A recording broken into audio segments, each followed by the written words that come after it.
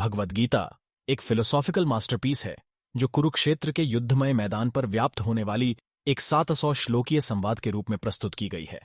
इसका आधार अर्जुन और परम भगवान श्रीकृष्ण के बीच संवाद के रूप में स्थापित है।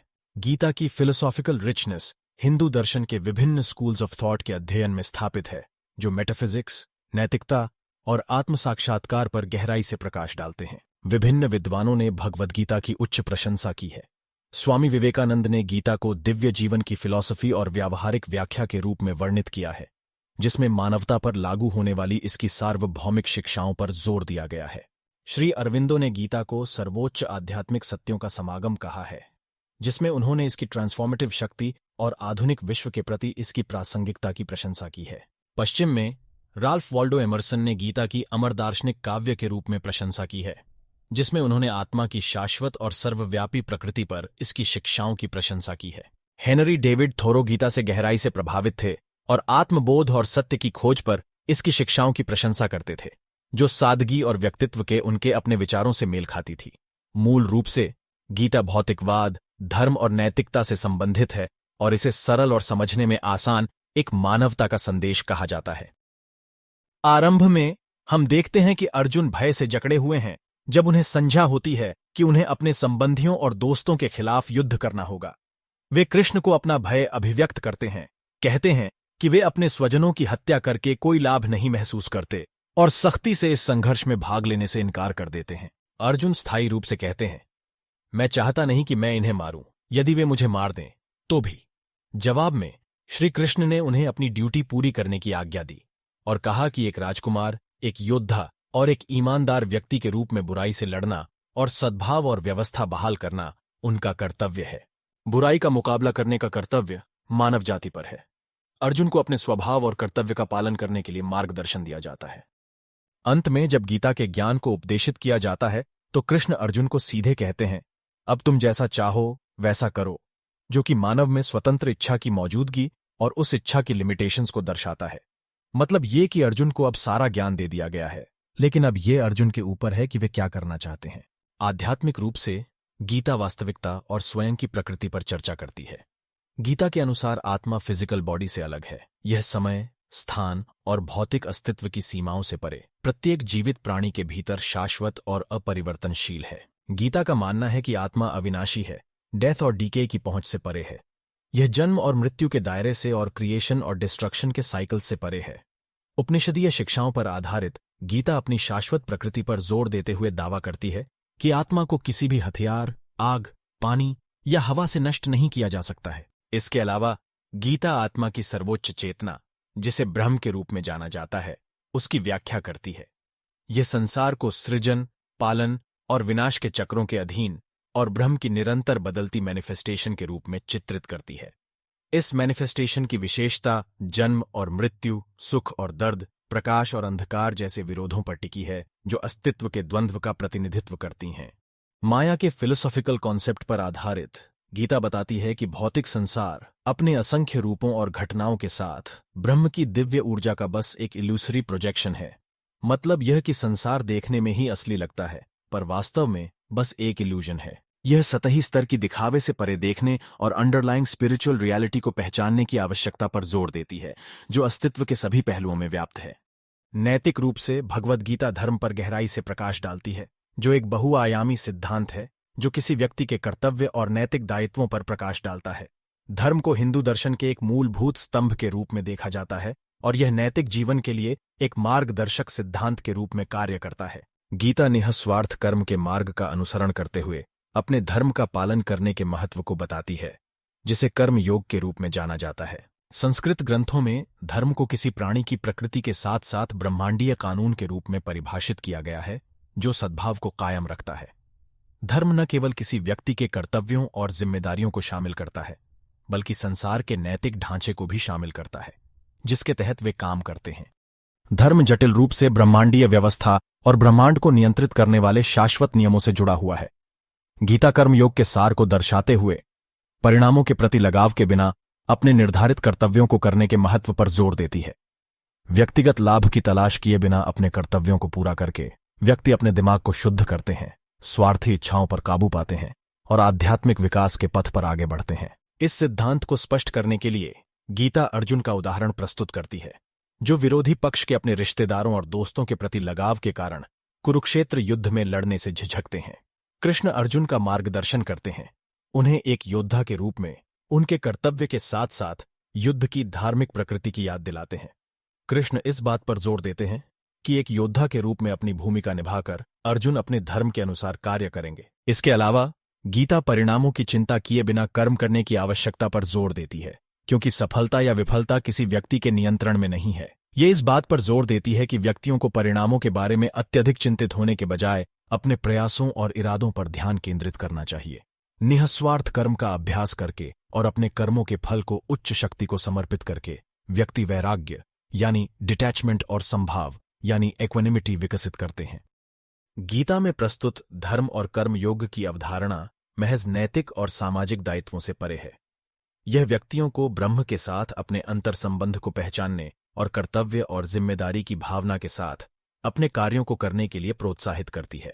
अपने कार्यों को धर्म के साथ जोड़कर व्यक्ति दुनिया के सद्भाव और संतुलन में योगदान करते हैं, साथ ही आत्मप्राप्ति और मुक्ति की दिशा में अपनी आध्यात्मिक यात्रा पर आगे बढ़ते हैं। अपने प्रवचनों में गीता कई मार्गों की व्याख्या करती है, जिन्हें कलेक्टिवली योग के रूप में जाना जाता है। योग व्यक्तियों को आध्यात्मिक ज्ञान की ओर मार्गदर्शित करता है। इन मार्गों में कर्म योग, भक्ति योग और ज्ञान योग शामिल हैं। प्रत्येक मार्ग विविध मानव स्वभावों और आध्यात्मिक झुकावों को अकोमोडेट करने के लिए तैयार की गई मेथोडोलॉजीज की पेशकश करते हैं। गीता में वर्णित कर्म योग निःस्वार्थ कर्म के मार्ग और अपने कर्मों के फल के प्रति आसक्ति के त्याग पर जोर देता है।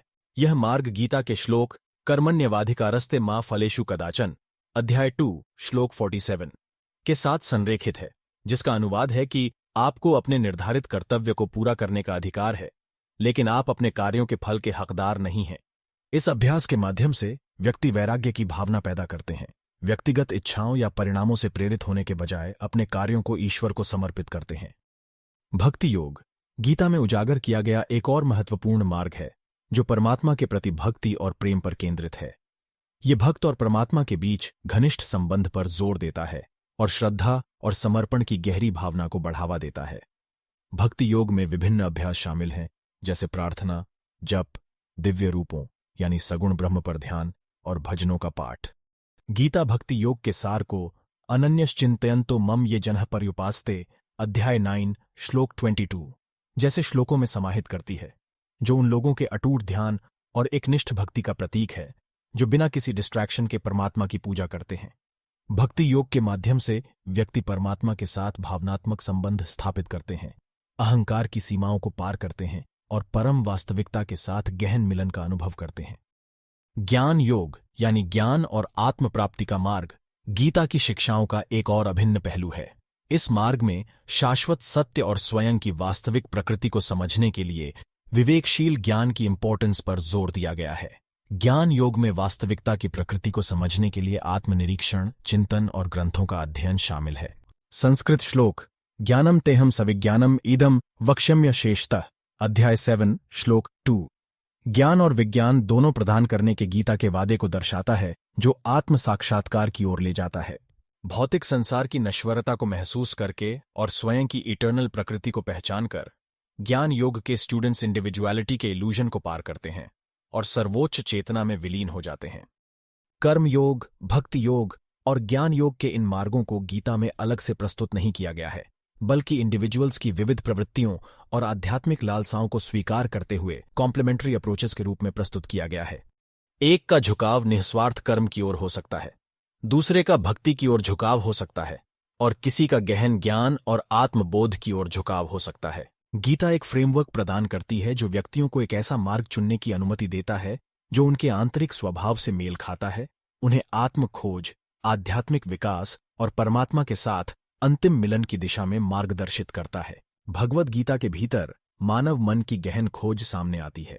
गीता में मन को चंचल या अशांत और व्यवसायत्मक बताया गया है, जो लगातार डगमगाता है और इच्छाओं और व्याकुलता से ग्रस्त है। गीता मन के निरंतर उतार चढ़ाव के बीच ध्यान और आंतरिक स्थिरता बनाए रखने में व्यक्तियों के सामने आने वाली चुनौतियों को स्पष्ट करती है। गीता मनोवैज्ञानिक कॉन्सेप्ट्स के विभिन्न पहलुओं को चित्रित करने के लिए मन, बुद्धि और चित्त जैसे शब्दों का उपयोग करती है। मन की बेचैनी को दूर करने के लिए गीता आत्म अनुशासन और ध्यान के अभ्यास की वकालत करती है। ध्यान योग में शांत और एकाग्र मन विकसित करने के लिए विभिन्न तकनीकें शामिल हैं। इसमें किसी चुनी हुई वस्तु या परमात्मा का एकाग्र और निरंतर चिंतन करना शामिल है। मन की ऊर्जा को एकाग्रता से एक बिंदु की ओर निर्देशित करके अभ्यासकर्ता एकाग्रता और स्थिरता की स्थिति प्राप्त करने का प्रयास करते हैं। गीता व्यक्तियों को मन की उतार चढ़ाव वाली प्रवृत्तियों पर आत्मनियंत्रण और संयम विकसित करने के लिए प्रोत्साहित करती है। यह उन इच्छाओं और आसक्तियों पर काबू पाने की आवश्यकता पर जोर देती है जो मन को उत्तेजित करती हैं और आध्यात्मिक प्रगति में बाधा डालती हैं। कर्मों के फल का त्याग करके और वैराग्य का अभ्यास करके व्यक्ति धीरे धीरे बेचैन मन पर नियंत्रण प्राप्त कर सकता है। इसके अतिरिक्त गीता आत्म जागरूकता पर प्रकाश डालती है, जिसे अक्सर स्वाध्याय कहा जाता है। आत्म जागरूकता में अपने विचारों, भावनाओं और कार्यों को स्पष्टता के साथ देखना शामिल है। स्वाध्याय के माध्यम से व्यक्ति अपने साइकोलॉजिकल पैटर्न्स और टेंडेंसीज में इनसाइट्स प्राप्त करते हैं, जिससे उनकी वास्तविक प्रकृति की गहरी समझ को बढ़ावा मिलता है और व्यक्तिगत विकास में मदद मिलती है। मन की प्रकृति और उसके नियंत्रण को स्पष्ट करने के लिए गीता कई एनालॉजीज और मेटाफॉर्स प्रदान करती है। ऐसा ही एक उदाहरण मन की तुलना एक अशांत और अनियंत्रित हवा से करना है, जो लगातार व्यक्ति का ध्यान और संतुलन छीन लेती है। गीता मन पर लगाम लगाने के लिए उचित तकनीकों और अनुशासनों को अपनाने के महत्व पर प्रकाश डालती है, जैसे एक कुशल सारथी उथल पुथल भरे इलाके में रथ चलाता है। अंततः गीता की शिक्षाएं इस बात पर जोर देती हैं कि आत्म अनुशासन, ध्यान और आत्म जागरूकता के अभ्यास के माध्यम से व्यक्ति आंतरिक शांति की स्थिति प्राप्त कर सकते हैं, जिसे स्थित प्रज्ञ कहा जाता है। इस अवस्था में मन स्थिर रहता है, बाहरी परिस्थितियों से विचलित नहीं होता है और चेतना के उच्च क्षेत्रों से गहराई से जुड़ा होता है। भगवद गीता त्याग और अनासक्ति पर प्रकाश डालती है और आध्यात्मिक यात्रा के भीतर उनकी जटिल गतिशीलता को स्पष्ट करती है। यह इस बात पर जोर देती है कि वास्तविक त्याग में सांसारिक जिम्मेदारियों का परित्याग नहीं, बल्कि अपने किए गए कार्यों के परिणामों और पुरस्कारों से अलगाव की स्थिति को त्याग कहते हैं। गीता बताती है कि व्यक्तियों को अपने निर्धारित कर्तव्यों का पालन परिश्रम पूर्वक करना चाहिए और व्यक्तिगत इच्छाओं, अपेक्षाओं और पुरस्कारों के आकर्षण से अप्रभावित रहना चाहिए। इस शिक्षा को स्पष्ट करने के लिए गीता कमल के फूल के रूपक का उदाहरण देती है, जो उस पानी से अछूता रहता है जिसमें वह खिलता है। जिस प्रकार कमल पानी से अलग रहता है, उसी प्रकार व्यक्ति को अपने कर्मों के क्षणिक फल से उलझे या प्रभावित हुए बिना दुनिया में अपने कर्तव्यों का पालन करना चाहिए। यह दर्शन व्यक्तियों को चाहे किसी भी परिस्थिति और परिणाम का सामना करना पड़े, उसमें संभाव और आंतरिक शांति बनाए रखने में उनको सक्षम बनाता है। व्यक्तिगत लाभ की इच्छा को त्याग कर और निस्वार्थ मानसिकता अपनाकर व्यक्ति राग और द्वेष के चक्र से मुक्त हो सकता है, जिससे आध्यात्मिक मुक्ति प्राप्त हो जाती है। जैसे राजा जनक, जो एक सिद्ध गुरु थे और फिर भी एक राजा के रूप में अपने सांसारिक कर्तव्यों को सक्रिय रूप से पूरा करते थे। जनक एक ऐसे शासक के आदर्श का उदाहरण प्रस्तुत करते हैं जो सत्ता और धन के आकर्षण से अछूता रहते हैं और निस्वार्थ भाव से अपने कर्तव्यों का पालन करते हैं। इसके अलावा गीता इस बात पर जोर देती है कि अनासक्ति का अर्थ दुनिया के प्रति उदासीनता नहीं है, बल्कि यह व्यक्तियों को अपने कार्यों में निस्वार्थता और सेवा की भावना विकसित करने के लिए प्रोत्साहित करती है। अपने कार्यों को ईश्वर या मानवता के कल्याण जैसे उच्च आदर्श के प्रति समर्पित करने का दृष्टिकोण विकसित करके व्यक्ति स्वार्थी प्रेरणाओं से ऊपर उठकर खुद को एक बड़े उद्देश्य के साथ जोड़ सकते हैं। इसके अतिरिक्त गीता दुख की प्रकृति और मुक्ति की खोज में अंडरस्टैंडिंग प्रदान करती है, जिसे मोक्ष के रूप में जाना जाता है और जो मानव अस्तित्व का अंतिम लक्ष्य है। यह संसार और जन्म और मृत्यु के निरंतर चक्र की विशेषता पर प्रकाश डालती है। गीता इस विचार को उजागर करती है कि आत्मा कई जन्मों और विभिन्न जीवन रूपों से गुजरती है, जब तक कि वह इस दोहराव वाले चक्र से मुक्ति प्राप्त नहीं कर लेती। गीता के अनुसार मुक्ति या मोक्ष आत्म साक्षात्कार के माध्यम से प्राप्त किया जाता है, जिसमें व्यक्ति को अपने वास्तविक स्वरूप की समझ हो जाती है।